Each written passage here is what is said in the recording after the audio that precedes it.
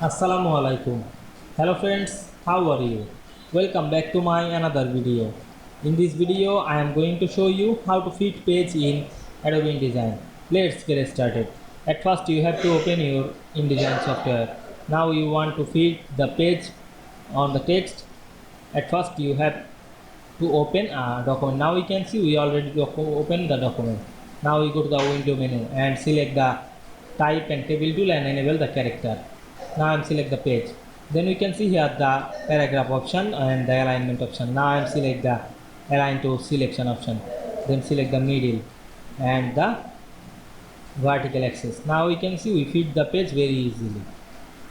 You can add any alignment like the left, right, top and bottom. Now we can see we make the alignment fit page very easily.